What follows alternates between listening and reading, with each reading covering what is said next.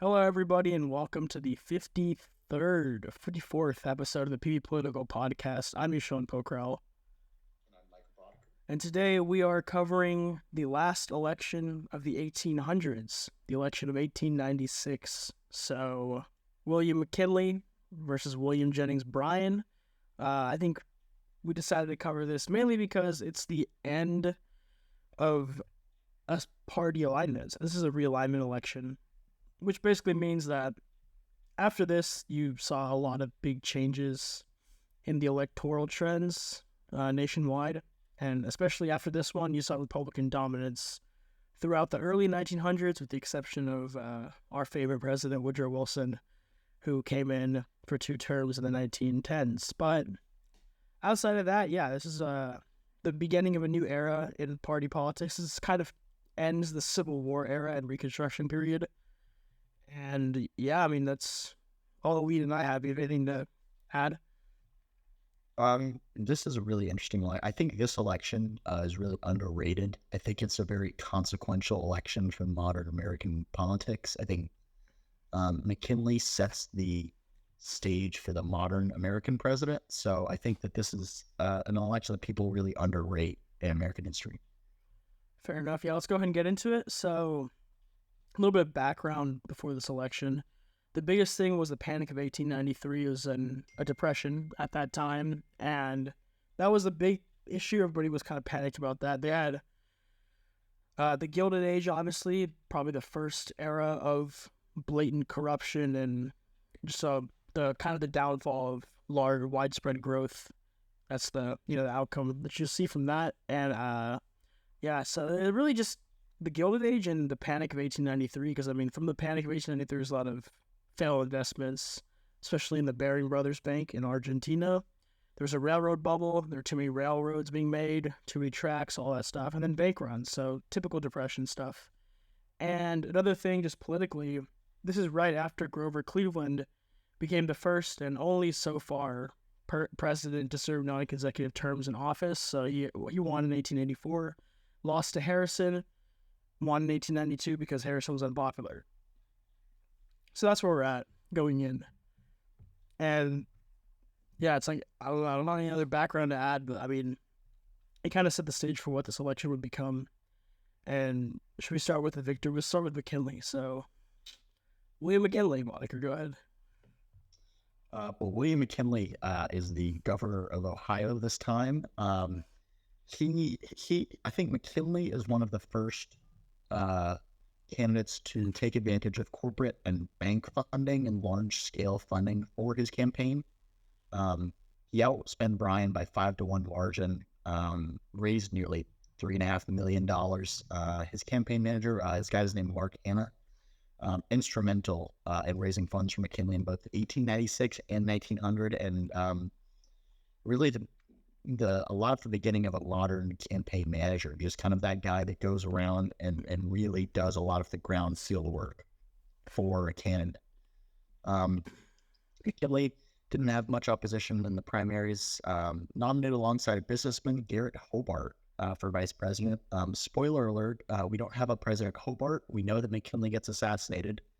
Hobart dies in 1899 and is, I believe the vice presidency is vacant until 1901 when Theodore Roosevelt fills that spot. But I think we'll talk about that later.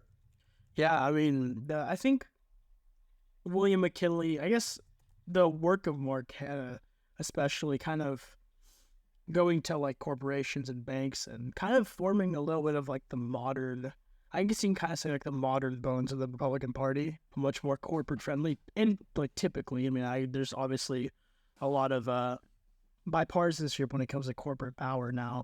But in typical years, I think Republicans tend to be more pro-business, pro-corporation. And this is kind of where it started. So I think Mark Hanna definitely instrumental in that aspect. We'll talk a little bit more about his work in the campaign as well. But William Jennings Bryan and the Democrats. So William Jennings Bryan was a congressman for like 2 terms.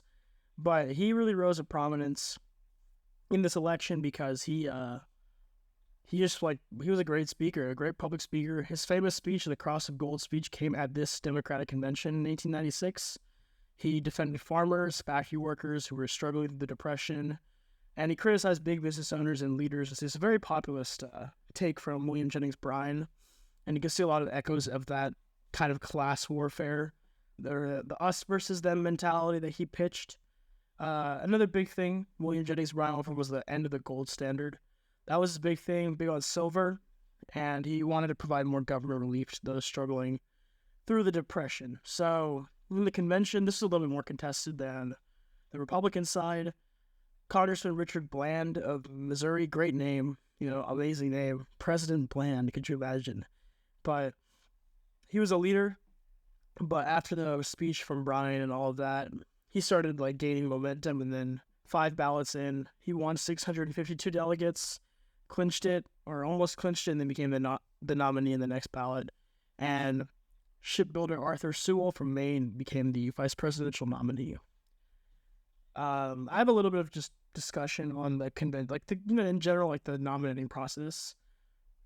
I kind of find it interesting that throughout these last couple elections, we didn't cover all of them, obviously, but even in some of the ones we have covered, vice presidential nominees weren't always part of government. So obviously, both of these guys, Sewell and Hobart, were not actually politicians. They kind of just were influential. Maybe thanks to the Gilded Age, maybe who knows. But even Chester A. Arthur became president before we uncovered his elections, but he was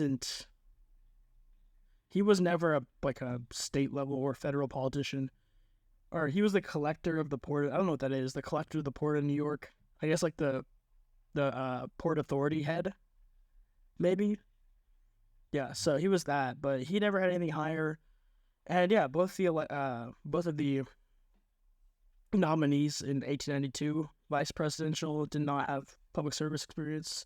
So it was just kind of interesting at that. It's much different than you see now. Now it's kind of the opposite. You had President Trump come in, who was not a politician, and then came in and nominated the governor and the former congressman Mike Pence to be his VP. You kind of see with Obama, he nominated a senior senator, Joe Biden, who's now the president. So yeah, it's just a little interesting. But let's go to the campaign now. Yep. So kind of going into the campaign, Bryan gives, and I think we should talk a little bit about the cross-the-pole speech. Attacks, defends farmers, criticizes big business owners and city leaders, reforming the monetary system. This speech is probably a top 5 speech, probably in American political history, just in terms of its impact on the way that I think Americans look to policy. Even though Bryan didn't win, I think the way that he gave that speech really had a large impact on American history after that. And then kind of building into the campaign, we talked about the fourth party system, the rise of that, Democrats consolidating the South and Republicans the Northeast and Midwest. McKinley, this conservative coalition of bringing together businessmen, laborers. He was strong in the Northeast, the Upper Midwest, the Pacific. Bryan kind of a divisive us versus them style. Wasn't particularly a unifying figure. He was for, say, working class people, but in terms of actual American unity, very, very divisive, I would say. The Republicans just had so much more money to work with. Bryan did just an absolutely huge amount of campaigning. Took the campaign straight to voters, traveling. Hanna kind of took voters to McKinley. Bryan took himself to the voters. I mean, he gave an absurd amount of speeches, and I think there were actually studies, that campaign stops from Bryan actually increased his vote share by about 1%. So every time he would do that, just kind of making himself look more popular. Hanna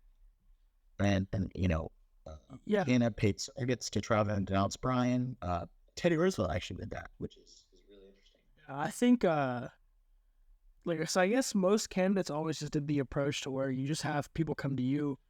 Bryan's campaigning style was really one of the first times. Actually, he was the first candidate since Stephen Douglas in 1860 to canvass directly to voters, but he was the first person to just campaign across the country, which, I mean, I feel like with that message, that populist message, you have to. It makes sense. Yeah, but I mean, yeah. And I think that Bryan almost begins the modern campaign. I would go out on a limb and say that definitively that Bryan begins the modern, and maybe to a larger extent than candidates do now, but in terms of you actually are going out and you're campaigning to voters in specific areas to court them to your side, I think is something that Bryan is basically the pioneer of that. Yeah, and also election seasons were much smaller. I mean, now we're in the era of the 4-year election cycle. People are campaigning for president like 3 years before the next election. It's crazy. I mean, Ted Cruz famously in 2016, people were thinking he was going to start campaigning as soon as the election was done in 2016 for 2020, but he ended up not. But yeah, there was a lot of. It was very compact. I mean, Bryan gave over 500 speeches in 100 days. It's insane. And he gave 36 in one day in St. Louis. It's crazy. I guess there's definitely something to be said about Bryan's endurance through it all. But that shorter window of time is definitely something that people discount, I feel like, in these older campaigns. We haven't even brought it up. We probably should have. But there was like 4 year. People weren't campaigning in 1894 for this election. You know, With the exception of probably Andrew Jackson. yeah, Andrew Jackson would be the one exception. Yeah, for sure. Should be the exception. For sure. And then this era, we're in the midst of a Republican pretty much domination of federal politics all the way from 1860 all the way through 1932, with the exception of Cleveland, Wilson. That's it. I Cleveland. think that's it. Harrison is Republican. I guess Johnson, I mean, he was a Republican, but Johnson's probably what Republicans today would call a rhino. Andrew Johnson. Andrew Johnson. Yeah, you're right. He was a rhino, I guess. Well, I guess he was a Democrat, actually, so. Was he technically? Well, I guess he was before the Civil War. I guess he changed. I don't Union, it's complicated with him. he was a National Union, or was a National Union Party, so I guess he was technically a Democrat. Still. So that's what he was. No shout out to Andrew Johnson. No shout out to him. But this is a really interesting. This election is really interesting because it's a divide in American political life and American political thought between the post-Civil War Gilded Age politics and really one of the introductions to modern American elections. Begins the progressive era, this new era of huge industrialization, American imperialism. The American empire really begins with this election in McKinley. And I think that that's something that really is understated in American history. Yeah. Let's get through the results real quick, then we'll start going into the McKinley administration itself, the brief tenure that it was. So McKinley actually won by a pretty good amount in the Electoral College. That being said, so the actual results were 271 to 176 in favor of McKinley. So not like a pretty good margin, 95 electoral votes, and anything to scoff at.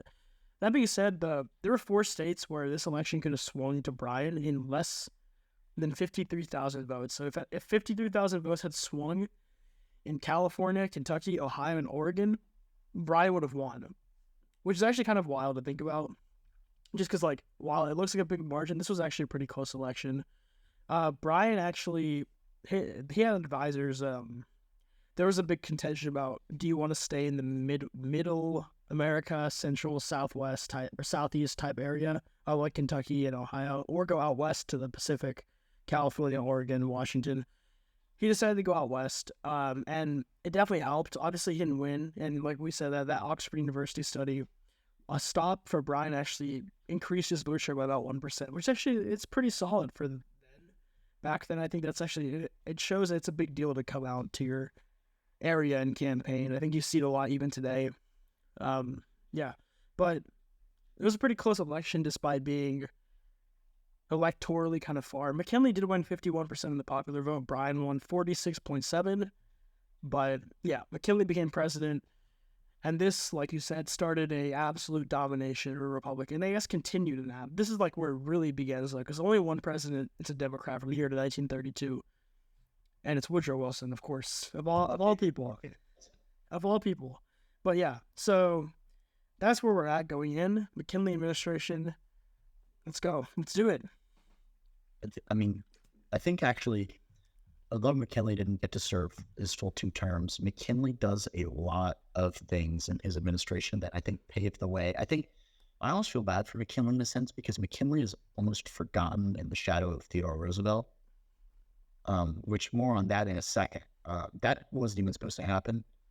And I think that people are starting to know that a little bit more, but I think it's not talked about as much as it should. McKinley is highlighted by, the Spanish-American War, the liberation of Cuba, remember the Maine, purchase of Guam, and that kind of leads into the beginning of this American empire, American imperialism, the belief that America could actually exert itself and had the right to exert itself in the affairs of other nations in the Pacific and in Latin America. And we've already seen this before in some of the, Hayes, for example, or Monroe, with the fact that America could assert itself in the continent. But this is kind of beginning that extra phase of actual imperialism and America exerting itself and its influence across not just the North and South America, but now in the Pacific with Guam and the Philippines. And so we kind of see this. The Republicans were the party of high tariffs during this time. They ended up passing the Dingley tariff, which angered France actually, but increased tariffs on a lot of items that were necessary to live, as well as some more luxury items like fabrics and stuff like that. And actually is estimated to have raised the cost of living by up to 25% during this time, which is huge. Certainly something that was interesting there, but I think that the success of Republicans in terms of the empire and the war really helps propel them. And during McKinley's administration, McKinley gets a Supreme Court justice pick during this time. He actually was a really big unifying figure. McKinley wanted to unify the nation based on not, Republicans and Democrats, whites and blacks. That's the way he put it. And that he wanted everyone to be fighting for the same flag. Really a unifying figure was his goal. And I don't think he achieved that to the extent that he would have wished, but it was certainly an interesting policy to try, especially coming off of Jim Crow, Reconstruction. McKinley kind of pitching that unity message is really interesting to me. And then, we kind of get into the annexation of Hawaii, and then this open door policy with China. European powers were kind of lukewarm on this, but I think it was something that was huge in American foreign policy at this time. And that's something that's continued. The open door policy has continued all the way through at least William Howard Taft's administration. So that's a long-term legacy of William McKinley and the China policy. McKinley really is not the brainchild, but he plays a huge role in the development and building and plan for the Panama Canal. A lot of the negotiations with Britain were done in the McKinley administration.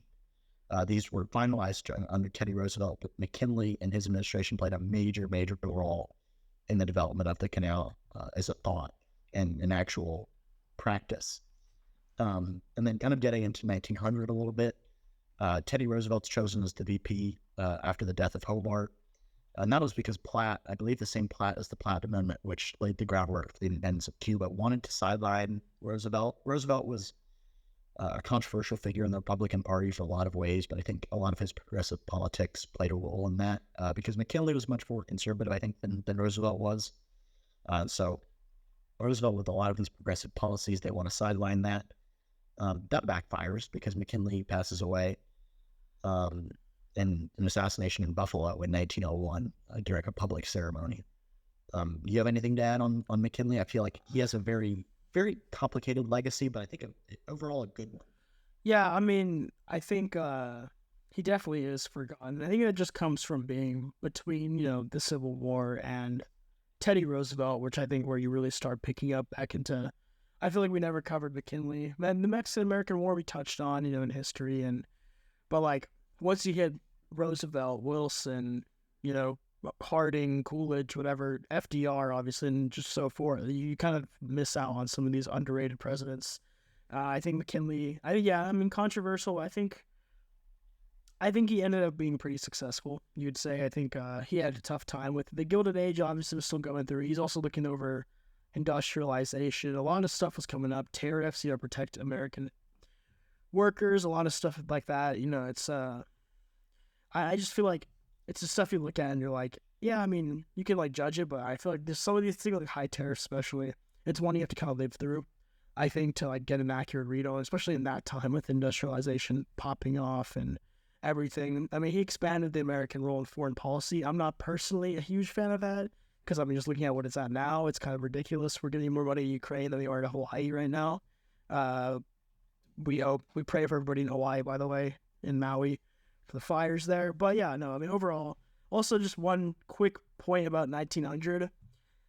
William Jennings Bryan did run again, and his vice presidential nominee was Adlai Stevenson, who actually was vice president under Grover Cleveland for his second term, which I found kind of interesting. He didn't run for president; he ran for vice president again. He became the fourth person to become the nominee for vice president under two different candidates for president. So George Clinton did that back in the 1800s, or the 1800s. John C. Calhoun, and then Thomas Hendricks. Adlai Stevenson became the fourth person to do that, and his grandson ended up running for president twice, once with John Sparkman from Alabama, and they got decimated because they were kind of segregationists, but what can you do? But yeah, I think McKinley overall, it's hard not to give him props. I mean, like, you know, it was a messy time. He had nice goals. Unity's always good. I mean, coming out of the Gilded Age, I think people kind of underestimate the Gilded Age and how crazy it was. I think it's kind of glossed over. But trying to end sectionalism, always kind of interesting. Section of Hawaii, like we said, it didn't become a state till much later, I believe, but it was like a territory, right? So, yeah, and then, you know, foreign policy. Panama Canal, no one talks about McKinley being involved with the Panama Canal. It just feels like one of those presidents that got overshadowed by his eventual vice president and then eventual successor, Teddy Roosevelt. Yeah, I think it's actually interesting too. McKinley's appeal to pluralism. McKinley, no, he didn't want anyone to be ostracized or banned. He was where, you know, Bryan denounces bankers to business.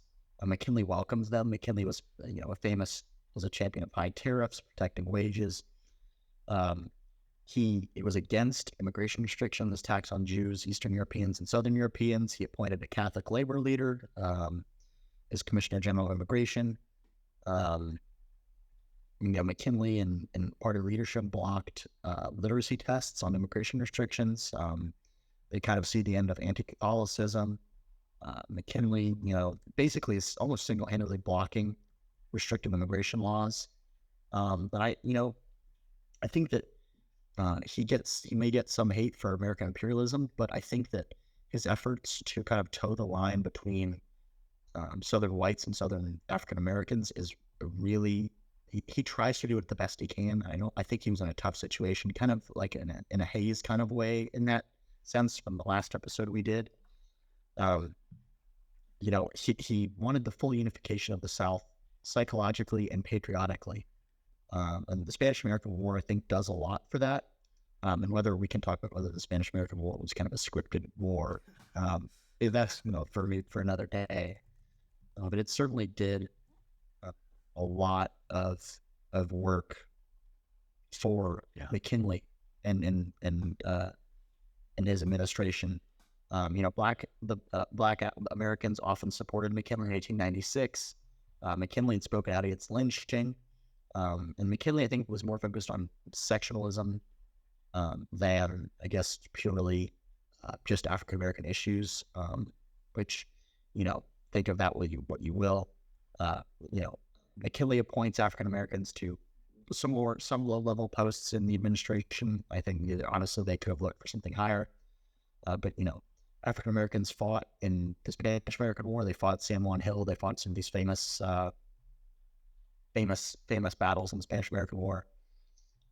McKinley tours the South in 1898, but he addressed the Georgia legislature wearing a badge of gray and visited Confederate memorials. I think that that's something that maybe not amazing, but something that he probably had to do, or at least thought was politically savvy. And that obviously alienates Southern African Americans. And McKinley didn't have an amazing response to racial violence. But also he could probably do little to intervene. They also didn't take action to break the passage of Jim Crow laws.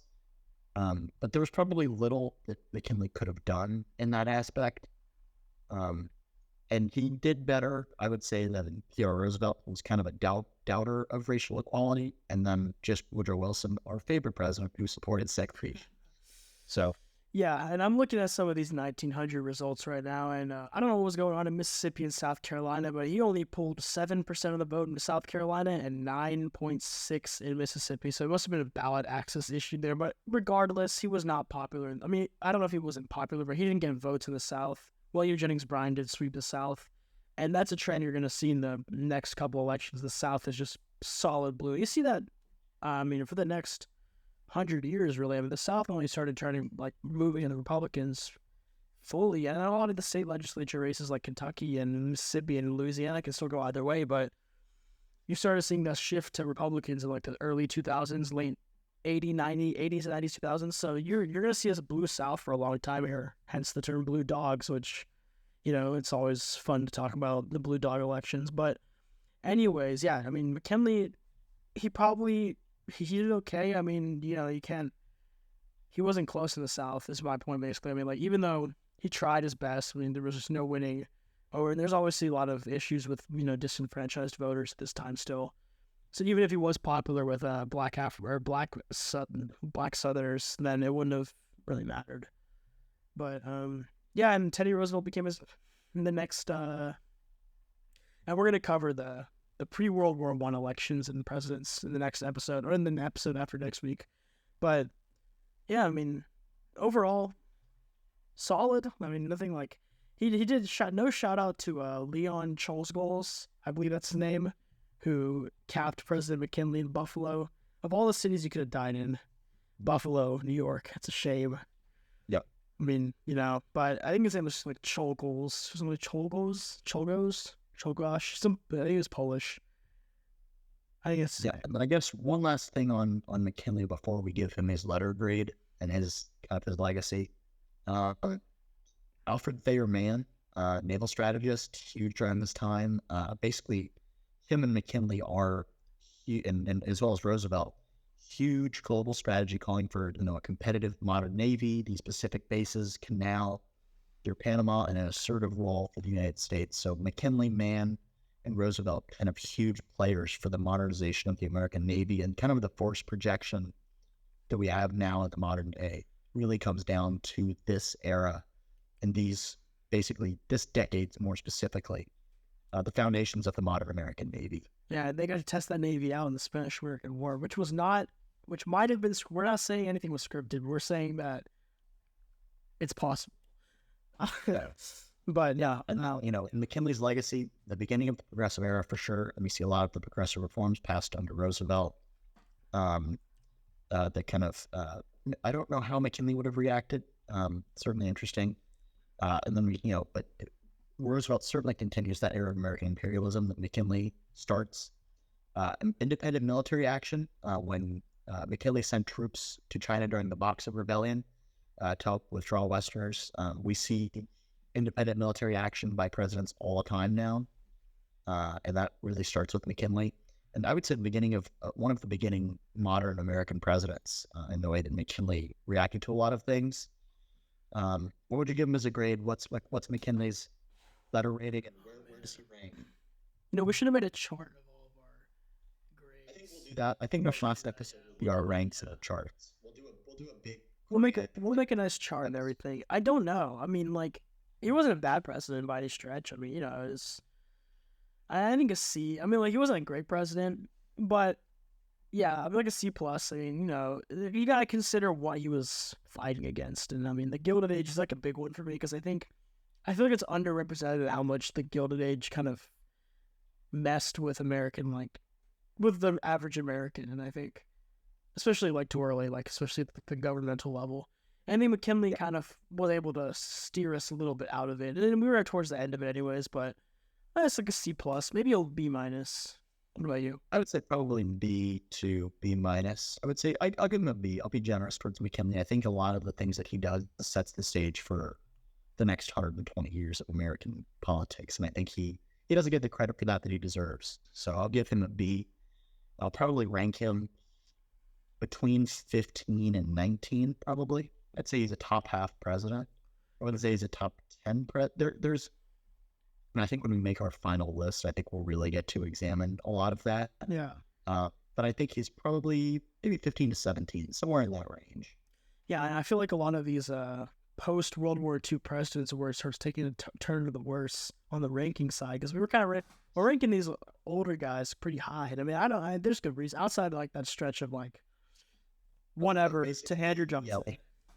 Like Pierce, or even I guess maybe even Zachary Taylor through Andrew Johnson. I mean, those were all bottom 5 maybe, but yeah, I mean, yeah, I think these guys had more to do as why they had more nation building to take upon them as presidents earlier on. I think it gives them more stuff to do, resume.